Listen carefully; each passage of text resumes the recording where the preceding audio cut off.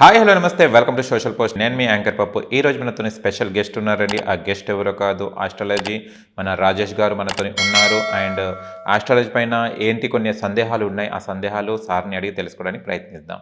నమస్తే సార్. నమస్తే అండి. ఎలా ఉన్నారు? బాగున్నానండి.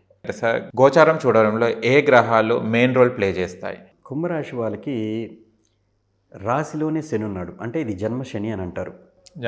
జన్మ శని అని అంటారు. అంటే మనకి చంద్రుడు ఎక్కడైతే ఉంటాడు జాతకంలో, దాని మీదకి శని వచ్చినప్పుడు జన్మ శని అని అంటారు గోచారంలో. ఇలా వచ్చినప్పుడు ఏమవుతుందంటే, చంద్రుడు మానసిక స్థితి కారకుడు, తల్లి కారకుడు, ప్రయాణాల కారకుడు. సో ఈ 3 ఆస్పెక్ట్స్ ఆఫ్ లైఫ్లో కొంచెం ఒక రకమైన ప్రెజరైజ్డ్ అట్మాస్ఫియర్ కనిపిస్తుంది. ప్రయాణాలు ఊరికనే లేనిపోని ప్రయాణాలు చేస్తుంది, మీకు పైసా ప్రయోజనం లేని ప్రయాణాలు. తర్వాత మదర్ యొక్క హెల్త్ గురించి ఒక రకమైన భయం మనసులో స్టార్ట్ అవుతుంది, ఏమవుతుందో అనే భయం. తర్వాత మీరు ఏ ప్రొఫెషన్లో ఉన్నా కూడా బాధ్యత, ఇప్పుడు మీకు ఒక 1000 రూపాయలు జీతం ఇస్తుంటే 2000 పని చెప్తారు మీకు. అదొక రకమైన ప్రెజరైజ్డ్ అట్మాస్ఫియర్. సో ఆ టెన్షన్ వాతావరణం అనేది ఆ టైంలో మీకు ఎక్కువగా ఉండొచ్చు.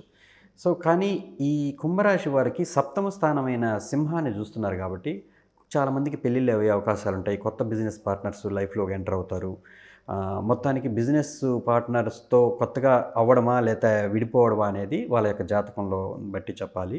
But there will be a major hint ఏంటంటే, ఖచ్చితంగా బిజినెస్ ప్రొఫైల్ కానీ ఫ్యామిలీ లైఫ్లో కానీ ఒక మేజర్ నిర్ణయం అనేది జరుగుతుంది కుంభరాశి వారికి. Okay sir, thank you so much. చాలా విషయాలు తెలుసుకున్నాం తెలియని. అండ్ మరో వీడియోలో కలుసుకుందాం. అంతవరకు సెలవు. నమస్తే. చూశారు కదా ఫ్రెండ్స్, మా వీడియో కనుక నచ్చిన లైక్ చేయండి, షేర్ చేయండి, కామెంట్ చేయండి, సబ్స్క్రైబ్ చేయండి ఛానల్ని. అక్కడ గంట సమయం టంగున కొట్టండి. నేను మీ యాంకర్ పప్పు. Bye bye.